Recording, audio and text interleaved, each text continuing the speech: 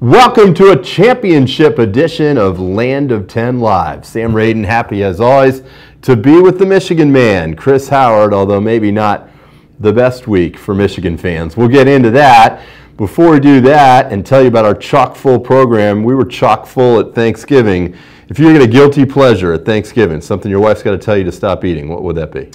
Probably dressing. The dressing. I kind of went overboard with the dressing, and I took probably more home than I should have took from my mother-in-law's house. But you know, she made it for me, so that's all I can say. Well, that was awfully kind of her. I'm just trying to fill out my shoulder pads a little bit so I can fit in better on this Land of 10 Live set.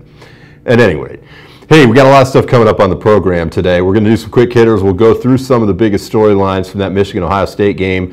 We'll talk about Coach Meyer's rant on JT Barrett and get some viewer engagement from that as well if you guys want to join us on Facebook Live. Also, we'll spend some time previewing the Big Ten championship game coming up this week. We got Jonathan Wells back from Ohio State. We'll talk with him. And Lamar Soup Campbell from Wisconsin and currently in the front office with the Chicago Bears. He'll talk to us about the Wisconsin Badgers. And we're mixing things up. No point counterpoint this week. We'll try a little fill in the blank. So we got that running out at you. Maybe one of the most bizarre storylines that comes out of the game this week is not necessarily how it played out on the field, because after all, a lot of people expected that Ohio State was going to win that game. But it was kind of this strange Urban Meyer comment that comes out after the JT Barrett injury, and then we find out yesterday that the athletic department is not going to do what Urban wanted and pursue whomever it was that ran in to JT Barrett. What do you make of the whole situation that's going on with this? You know what, listen, I've been to a few Michigan football games, especially the big games, you know, the rivalry games against Michigan State, against Ohio State. It does get crowded on the sideline, especially when you have reporters and photographers. Everyone's cramming and trying to get that shot. It's almost like TMZ with paparazzi running around, you know, so you know, you can probably see Urban Meyer's point that obviously it's all about player safety. You want to keep the sidelines clear. But, you know, even JT Barrett said there was nothing, he doesn't believe it was intentional, so it wasn't a big deal. I think Urban just kind of, you know, felt the pressure of maybe his starting quarterback not being available for the Big Ten championship game. You see the quote right there. He's going to find out who did it. He's so angry right now. Is this for show? Is he trying to back up his player? Or what do you really make of Urban's comments? Listen, I think they're sincere, right? Because, I mean, once you hear about your quarterback having a non-contact injury, you want to know why. I mean, it's pretty much similar to what Jim Harbaugh, you know, against Purdue. You know, you want to make sure that players are safe at all times, and that's before the game and after the game. So I have really no problem with Urban Meyer's comments. I think it's justified. I even think if there was an issue, I even think Harbaugh would probably get behind that investigation and try to find out what happened.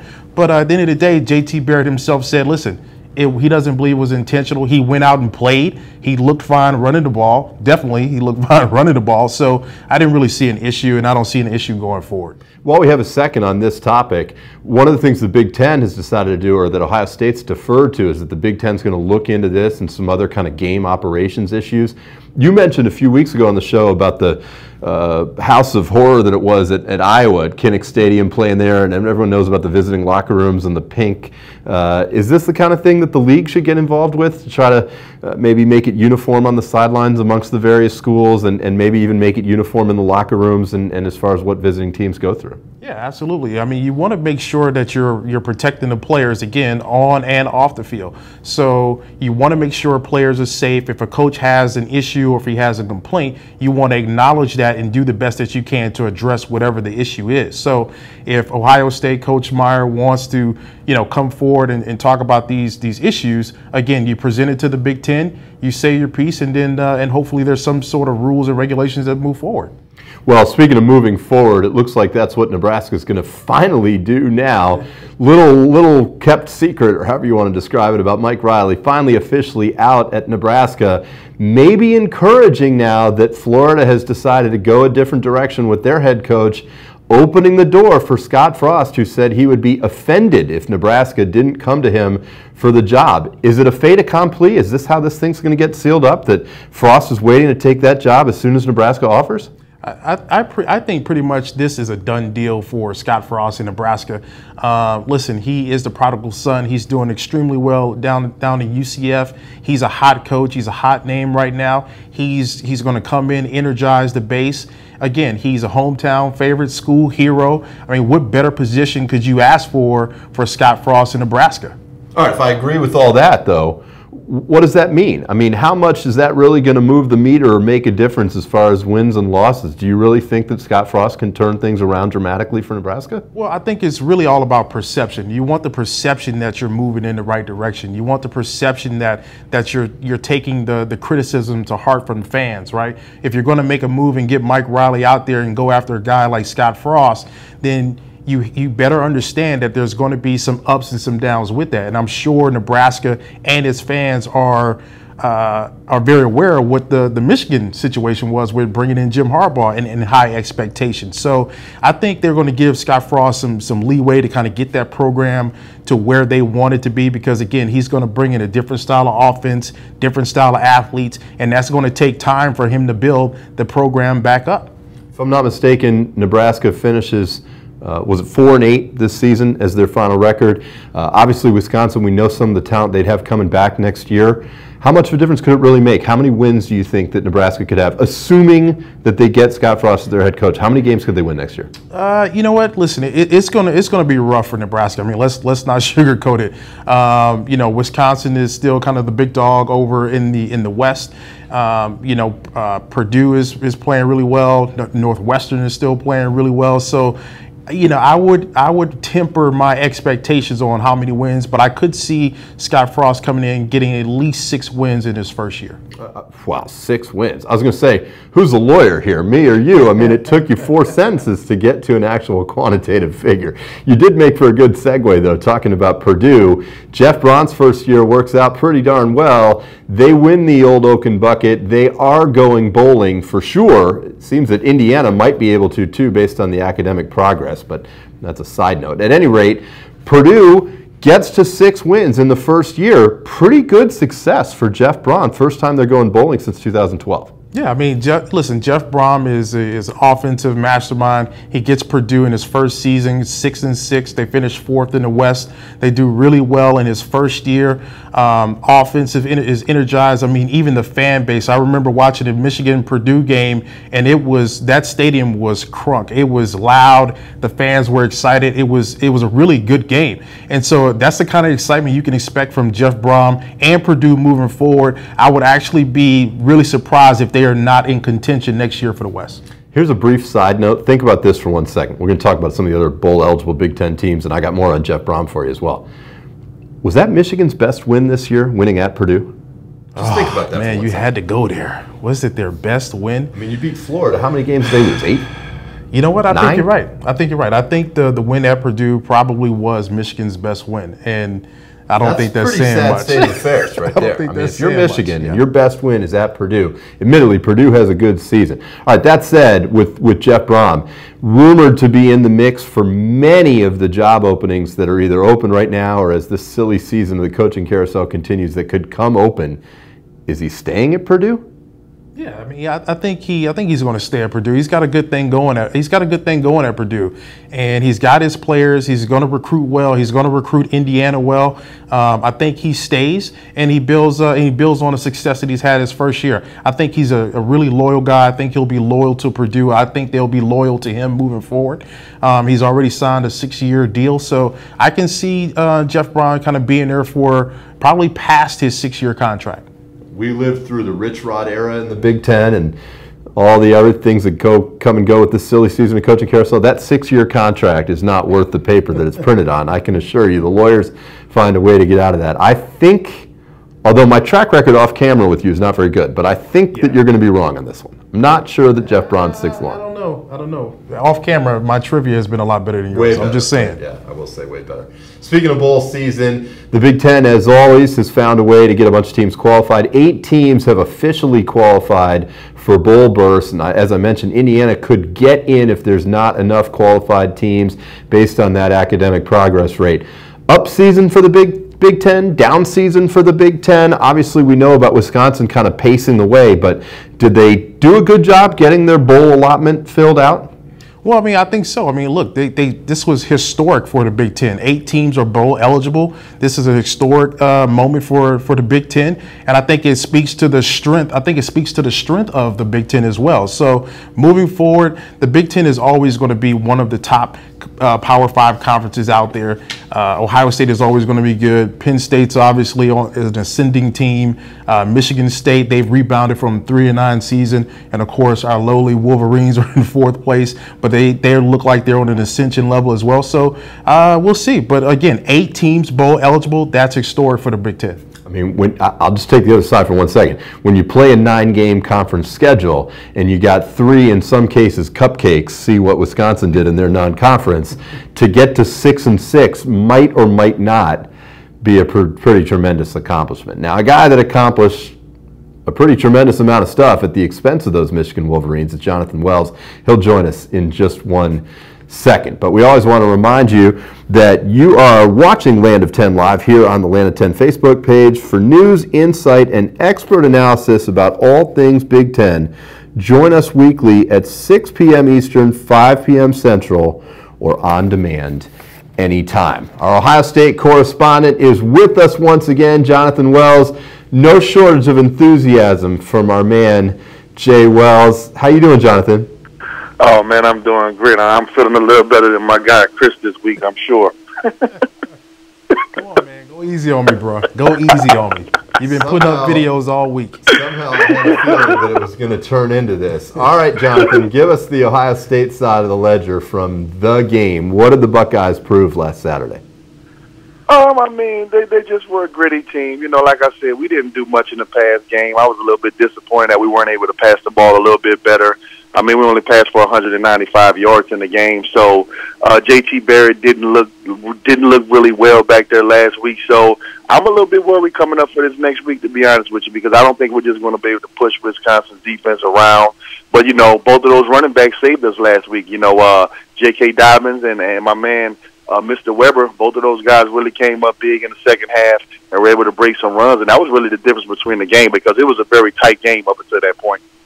Yeah, Jonathan, you mentioned last time we spoke about the running game, and you know, the passing game just wasn't there for JT Barrett. I think he only had 30 yards, 8 completions before he got injured, and then when the game was close, it seemed like they talked to you, Jay Wells, because all of a sudden they started running the ball, holes started open, and I'm thinking like, oh, Jesus Christ, here we go again. Yeah, pretty much, you know. Listen, that's our formula. You know what I said? We have to depend on J.T. Barrett just sitting back there in the pocket. You know, things haven't really gone well for us when we have to depend on that. So we have to get those running backs started. And, man, I'm just so impressed with that freshman J.K. Dobbins. That young man is really incredible, and he's going to have a great future here at Ohio State. But we really have 2 A-list running backs. Mike Weber, obviously, 1,200 yards last year, and, you know, coming back strong off of an early hamstring injury this year. Those guys are the heartbeat of that team, and, you know, so they definitely carried the weight, and that's what they were supposed to do. I dare say a very happy, gloating Jonathan Wells with us here on Land of 10 Live. Just a little teaser, that's all. I want to talk to you a little bit about the JT injury, but before we get there, let's talk about Dwayne Haskins and the job that he does coming in off the bench that way. What do you think was going through his mind coming in cold like that to that game? He probably had no anticipation he was going to play at all. And to say that he acquitted himself well is a vast understatement. I mean, he led them back and helped them win the game. Listen, and I have to go out on a limb here and say that, you know, JT's my guy. But I think if JT Barrett doesn't get injured, I think we actually lose that game. I really feel that way. That young man stepped in there, didn't blink. The game wasn't too big for him. And he looked like he belonged there. And, you know, not only did that give me confidence for if we have to play him next week, that gives me confidence in Ohio State's future at the quarterback position, because the kid has a huge arm, and we already see that the game is not too big for him. So he has a bright future as well. I was really proud, and, you know, I really do believe that if he didn't come in and change the tempo and the pace of the game, we might have been in trouble. Well, I tell you what, Jay Wells, I thought the complete opposite. When Haskins came into the game, I was like, okay, we might have a shot here, but Haskins, I tell you what, he showed tremendous poise, like you said. But to me, the biggest play he made was that 3rd and 13 when he threw it to Austin on the sideline. I was like, great, here we go again. Even the backup quarterback is good. So, Dwayne Haskins was awesome, man. He had a great game. Now, when he went down, I was like, oh, my God, this is terrible. But after the first series, I'm like, oh, my God, this is the best thing ever. He can actually throw the ball more than 15 yards down the field today. So, it was one of those, oops, okay, but I love it, you know what I mean, situations. But, I've been through this situation before, a couple of years back when we lost JT that time against Michigan. And then we come back and the guy Cordell Jones steps in and wins us a championship. So I guess it's just the DNA of these backup quarterbacks at Ohio State right now. I got the producer here telling us to talk about the defense, but let me just move for 1 second to J.T. Barrett's injury. Jonathan, what do you make of what Urban Meyer said about that? If that was your coach making those comments, is that the kind of thing where he's backing up his player and he's firing up the team to kind of protect them, or is that just a little bit odd that he wants this, I don't know, witch hunt looking for that photographer? I don't know. I mean, I've never heard anything like that in my life. Obviously, I didn't know anything about that until after the game. He's definitely, a motivator of his team. But at the end of the day, what are you going to do about it now? They shouldn't have been that close on the field, and that's the moral to the story. So if he's hobbled going into next week, and that costs us a Big Ten championship, then hey, what do you do? They shouldn't have been that close to on the field. I don't even understand, how that happens at all. All right, let's make everybody happy and talk about Ohio State's defense. Michigan gets that hot start to the game offensively, and then Ohio State finds some adjustments. They slow them down. A different kind of attack maybe that Wisconsin presents, a ball control and a quarterback in Alex Hornibrook who's turned the ball over a little bit. What do you make of Ohio State's defense at this stage in the season, and how do they match up against that Wisconsin offense?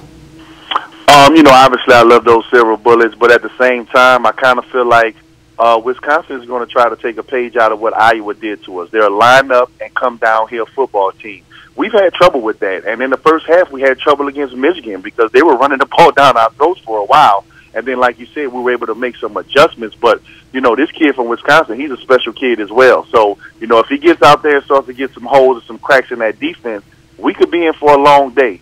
But, I expect our front seven to be ready to go. And, Wisconsin's going to be looking for a little bit of payback. The last time we saw them in a Big Ten championship, 59-0 was the outcome of that one. So I'm sure that's still in the mind of those coaches and some of those guys that may have been on that team. So I'm expecting a very competitive game, but I think our defense should be able to hold up and not just allow him to run the ball down our throats for a whole game. Jay Wells, let's switch to our favorite topic. Let's talk some running backs, but not Ohio State running backs. Let's talk about Wisconsin running back Jonathan Taylor, who actually reminds me a little bit of you and Maurice Clarett, downhill runner with a little bit of speed, patience. And how do you think you stop a guy like Jonathan Taylor if you're Ohio State's defense? Well, the beauty of it all is that, you can load the box up against Wisconsin. We're definitely not afraid of their quarterback going over the top. We can put our DBs in some one-on-one situations and get some of those zone blitzes in there to hopefully, neutralize this guy. I still think he's going to get his yards, but I don't expect him to come out there and have a 200-yard day. I think he may get close to 100 yards, but I don't think that's going to be enough for them to get the win. But we're definitely going to have to stack that box and come up with some exotic blitzes, which I expect Coach Schiano to do. Wait, Jonathan, hold on a second. Did Chris just take an indirect shot there? Was that kind of like a backhanded compliment that you were running back with a little bit of speed? Did you just let that go? It's okay. It's all right. It's okay. Yeah. We had enough. Listen, we had enough to not get caught from behind, so that's all that mattered. Chris? Well, hold on now, because you put up a video on Instagram that you broke a 70-yard run and you got caught from behind. So I'm just saying. But listen, I think he posted it. Oh, boy. So I think I was accurate on a little bit of speed. Yeah, 76. Nah, listen, when you come off the bench and that's your second carry of the game and you're late in the third quarter, I wasn't even juiced up yet. So it's okay. I was looking back, and if I just go to the pylon, he doesn't even touch me. That was a very immature run, and that's what happened when I came back my senior year. You didn't see me look back at all, and the separation was incredible between me and the DB. Incredible separation. I knew it would come back to Jonathan should have got the ball more. I knew it would come back to that. Hey, before we let you go, Jonathan, how about a prediction on the game? Probably not going to be 59-0 again, huh? No, not at all. No, I don't think it'll be 59-0. Like I said, I'm just a little bit worried about our passing game right now. So if we can put up 24 points, I think that'll be enough to get us a W. So I'm looking at maybe a 24-14 victory. That's what I'm going to call out. This man begrudgingly allows 14 points to the Wisconsin Badgers. All right, thanks so much, Jonathan Wells. Look forward to talking to you down the road again. All right, thank you, guys. Appreciate it. You're watching Land of 10 live here on the Land of 10 Facebook page for news, insight, and expert analysis about all things Big Ten. Join us weekly at 6 p.m. Eastern, 5 p.m. Central, or on demand anytime. So pleased to be joined now by Lamar Soup Campbell, former Wisconsin Badger and current Director of Player Engagement for the Chicago Bears. Soup, thanks a lot for taking the time to join us today. Oh, I appreciate you guys having me. I appreciate it a lot. Hey, before you and Chris Howard get to reminiscing on your Hula Bowl days back there in Hawaii, I just want to talk to you about your head coach at Wisconsin, Barry Alvarez. In my opinion, in the last 20 or 30 years, he's as good of a program builder as really any head coach has been. What was it like playing for Barry? You know, Barry was awesome. My recruiting story with Barry, you know, at that time he was building the Wisconsin program, and I lived in a really terrible neighborhood in Philadelphia, and I was getting recruited by a lot of places, and Barry was the only guy brave enough to come to my neighborhood. And so for me, that was a huge selling point for him. But he sat down on my couch and he told me that they were building something. He wanted me to be a part of it. Nothing was going to be handed to me. I had to work for everything that I got when I got to Madison. But if I stayed, I would be a champion. And that was something that, you know, resonated with me. I think resonated with the state of Wisconsin. And you look at what Coach Alvarez, who he is, people forget who his mentors were. You have Hayden Fry at Iowa. You have Lou Holtz at Notre Dame. I mean, Barry had a lot of great mentors himself, and I think he took a little bit of all of those guys and brought that to Madison. And now you see the program where it is now, you know, 20 years later, the foundation that he built so long ago. Yeah, you know, and that success has seemed to carry it over. The Badgers seem to be peaking at the right time with a win over Minnesota, 31-0. Alex Hornibrook finally has a game where he doesn't throw any interception. What do you think about the Badgers peaking at this time? I think we're peaking at definitely the right time, because I think you have it right on point. I mean, we have to be at the top of our game to go into Indianapolis and beat the Ohio State Buckeyes. You know, I'm sure a lot of guys remember, and I've spoken to some that they remember that 59-0 beatdown a couple of years ago. We also remember the Penn State last year. We were up at halftime and ended up losing to a great Penn State team. And those are things that you can't erase, but also you can learn from them. And I think what you're going to see this week is a focused Badger football team. It's always been one game at a time. We control our own destiny. I think you get that not only from Coach Alvarez, but Coach Chris and the players as well. I think they're going to be ready to go. I think they're focused. And this is something that will be huge for our program for us to have berths in the college football playoff will be huge for the program. Hey, Soup, how important has the defense been to Wisconsin this year? What kind of things have you seen out of that defense, and how does it match up against Ohio State this week? I think it's been key. I think very underratedly, man, Jimmy Leonard has probably done an amazing job over the last couple of years. Here's a guy with high football intelligence. Walk on at University of Wisconsin, something that we've known for, a 10-year NFL vet, played for the Ryans. I mean, you got to understand, Jimmy told Ray Lewis what to do. He told it to K.O. Spice what to do. He was the leader of a defense of some great dudes, and I think you see that every week as our defense on third down blitz packages, on our first and 10. He likes to mix it up, and you see a lot of NFL schemes to what Jimmy brings. And I think that's going to match up well against the Ohio State offense. What took more stones, if you could say that, telling Ray Lewis what to do or Coach Alvarez coming into your neighborhood? Which one was a little bit more bravado? I'm going to go ahead and say telling Ray Lewis what to do. I'm going to go ahead and tip my hat to Jimmy on that one. I think that was probably the toughest thing, you know, for him to do, but he has a lot of credibility. Guys look at him as a guy, you know, he's a 5'8" guy, walk-on guy who had a stellar NFL career. So recruiting-wise, and as a guy that if you want to be successful and make it to the next level, he has a lot of moxie and a lot of credence and a lot of credibility behind what he's been able to do as a player as well as what he's been able to do as a coach. And I think he maximizes the talent that we have on that Wisconsin defense.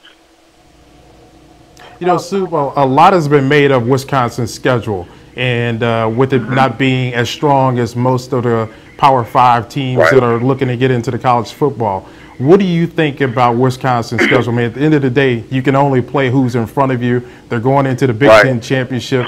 What do you think about Wisconsin's chances of getting into the college football playoff? Well, first off, Chris, and I think you can attest to this. When me and you were playing, you know, the Big Ten was a dominant conference in the country. We had it on lock. And what you see is different conferences having their time. When we were in school, the Big Ten was definitely hands down the best. Then the Pac-12 had a run. Then the SEC had a run. Then the Big 12. So it kind of goes in cycles. And as you mentioned, you can only play who's in front of you. Perennially, we're one of the strongest leagues in the country. You know, last year we had probably one of the toughest schedules in the country and came out on top in a lot of those games. So, unfortunately, the schedule is what it is, but we can't control who's on the schedule. We can only control our performance. And I think that's what the guys are focused on. We can't help what happens with Illinois. We can't help what happens with Northwestern. We can't help what happens with Michigan. I mean, whatever. Those are the games that we have to play. And the great thing about it is we control our destiny. We have an opportunity to own our destiny and choose to be able to go into Indianapolis this weekend and win the Big Ten championship and consistently have a berth. An undefeated Power 5 conference not going to college football would be a tragedy. Soup, what do you say to somebody that would say, for example, well, Alabama, by the eye test, even though they've lost the game and obviously won't win their conference championship, what would you say to someone that says that that type of team is more deserving of the college football playoff than the Badgers are? I'd probably say they've never been in one of those games. The eye test, I'm sure Chris has heard it and you've heard it, there are always such things as paper champions. There are always such things as eye champions. All that matters is what goes on between those white lines on the football field. So we can't control that. Alabama's obviously a great football team, and so is Auburn. And as we can see this past weekend, anyone can be beat on any given day. And that's all we can, and that's all that we can focus on is moving forward. Is how do we prepare against Ohio State? We can't control what the college football selection committee does. All we can control is how we come out and play on Saturday. And I think our guys are content with that. If they go out and do what they have to do, the chips will fall in their favor. Well, Soup, you know I'm a running back, so I got to ask you a running back question. Jonathan Taylor, man, he has been on fire. He's got over 1,800 yards rushing, 13 touchdowns. I mean, he's just been probably the most consistent player in the Big Ten. What do you think about what the Badgers need to do to keep that going against Ohio State? I mean, I think when I look at Ohio State, and I'll put my scouting hat on for a second, is what Urban Meyer's been able to do is he's been able to keep those lines of communication on with that Florida area. And his defensive line, I truly believe the biggest jump college to the NFL is how good your defensive line is in college. I think that's Alabama's strength. I think that's Auburn's strength. If you watch college football day in and day out, is how good and how athletic is your defensive line. Obviously, with the younger Bosa, Ohio State brings a dominant defensive line, athletic guys on the back end. Jonathan Taylor has to be able to make it to the second level for us to be successful. When I look at him, I see patience. I see maturity. I would like him to hold on to the ball a little bit longer, and I think that comes with more reps that he can get. But the turnovers and ability to get Jonathan Taylor to the second level is really going to determine this game this Saturday, in my opinion. I think that's a fair assessment right there. Hornibrook's play is going to go a long way toward determining the Big Ten champion. Sue, before we let you go, can't get out of here without talking about your experience with Chris at that Hula Bowl in 1998. I'm sitting next to the Hula Bowl MVP on offense, am I not?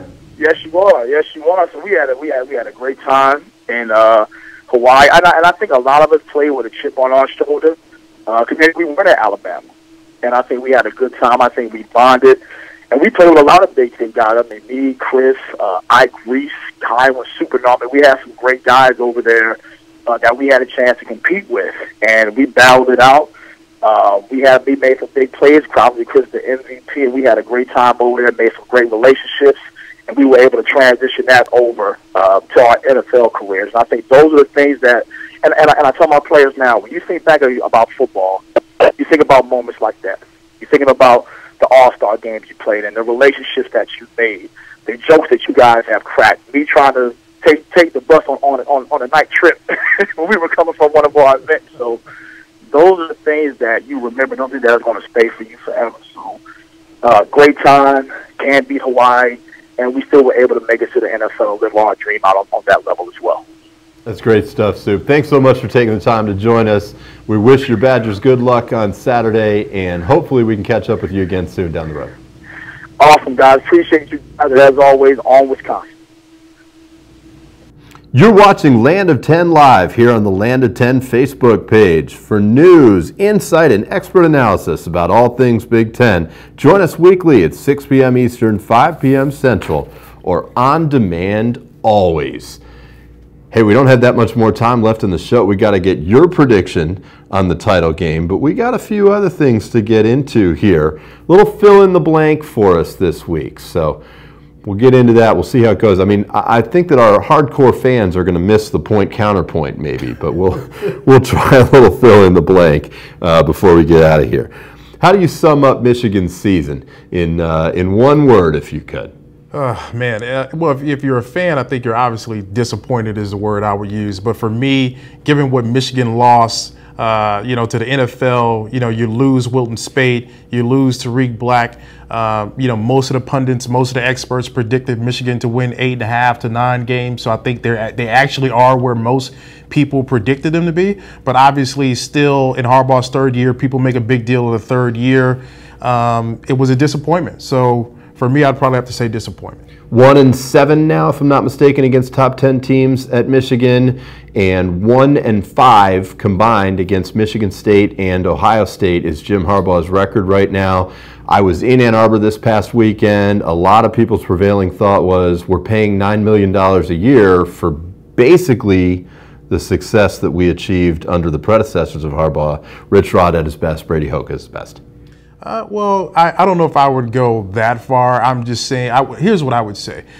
Jim Harbaugh is coming in he's a rebuild guy. That's what you hired. That's what you wanted a guy to come in, rebuild the program, change the culture, teach these guys how to win. In the first 2 years, he did that. In his third year, he lost anywhere. You set a school record for sending guys to the NFL. You lost a lot of players. You lost your quarterback. You lost one of your leading receivers. It happens. Those are a lot of circumstances to overcome. So I'm not going to attach his salary to his eventual success at the University of Michigan. Squeeze this one in real quick. Bonus question for you. The producers love it when I do stuff like this. Wilton Speight leaving Michigan. Does he still have his best college football games ahead of him? How big of a loss is that to the Michigan Wolverines? You know what? I like Wilton Speight, and I think it's a huge loss for Michigan because you can't really replace experience like that Wilton brought to the table. To me, Wilton was a very good quarterback. He was a very good game manager. He had poise. He had moxie. Now he has some turnover issues, but I mean, you look at his record in his first year starting. You can't really complain for a first-year starter, Wilton Speight. Now losing Wilton Speight, now you have Brandon Peters. Now you have Dylan McCaffrey. You're bringing in 2 true freshman quarterbacks behind them. You lose all that experience. So I do believe Wilton Speight will find a new home, and I do believe he'll be successful wherever he goes. It's just unfortunate, and I think it's unfortunate for Michigan. I don't think too many Michigan fans are going to be upset that John O'Korn has exhausted his eligibility. Couple more here. These are tough ones for you. Big Ten Player of the Year. Go. It's a running back. That's not tough. It's Jonathan Taylor. Because you're Chris Howard? What about J.T. Barrett, man? I'm going with the running back. Jonathan Taylor, to me, has been the most consistent player in the Big Ten. Again, not to take anything from J.T. Barrett. He's had an outstanding career. He's been here for 12 years. He's set all kind of records. But Jonathan Taylor has just, again, over 1,800 yards rushing, 13 touchdowns as a true freshman. That says a lot. And again, nothing to take away from J.T. Barrett, but in 2 of the Ohio State's worst losses in Ohio State history came against Oklahoma and Iowa. So in those games were on J.T. Barrett's back. So if I'm going to go with a guy, I'm going to go with the running back, Jonathan Taylor. I was pretty sure you would go with the running back, but you pointed that out. Yeah, you're right. So Saquon Barkley, I guess, not in the mix. So another true freshman, Jonathan Taylor, looks like he gets the nod in your eyes. Stick on Ohio State for 1 second. Ohio State wins, beats Wisconsin. Let's go ahead and say they beat them soundly, and that either J.T. Barrett is healthy or Dwayne Haskins proves that he's not just a one-shot wonder as a freshman, a redshirt freshman against Michigan. Is Ohio State a college football playoff team if they win in that manner? You know what? I don't think so. I think there's, to me personally, I think there's obvious bias towards, the Big Ten, and that's, I'm just going to put that out there. But I don't think they'll make it in. I think Alabama will still make it in. Unfortunately, for Ohio State, their 2 losses were big losses against Oklahoma and to a team like Iowa, and they got beat handily by Iowa. So unfortunately, Ohio State's a great team. I think they would do well in the college football playoffs, but unfortunately, because of those 2 losses, even if they do, wipe the board with Wisconsin, I still don't see them getting in, unfortunately. And I think that'll be a huge blow to the Big Ten if a team from the Big Ten is not represented in the college football playoffs. Well, that's an excellent point, because I think what that comes down to is then the Big Ten, they'll never admit this, obviously, but they're really hoping that Wisconsin wins that game, because that's obviously their sure shot, or at least it seems like it right now, of getting a team into the college football playoff. And as far as exposure for the league and money, absolutely, we know that that's right there. Real quick before we go, what's your prediction? Who's going to get that spot? Who's going to get a college football playoff spot, or who's going to win the Big Ten championship? Fair. I asked you a compound question. Who's going to win the Big Ten championship? Listen, if Ohio State can manage to get some turnovers from Hornibrook, which he is susceptible to doing, if they can keep Jonathan Taylor in check, Ohio State wins the game comfortably. Now, if JT Barrett is playing in that game, I think they win the game. But if Dwayne Haskins is playing in a game, like Jonathan Wells said earlier, I like their chances even better with Dwayne Haskins. Wow. All right. Well, we'll be back next week to chop it up. It's been fun sitting with you another week, and I look forward to breaking down the Big Ten championship when we get back next week.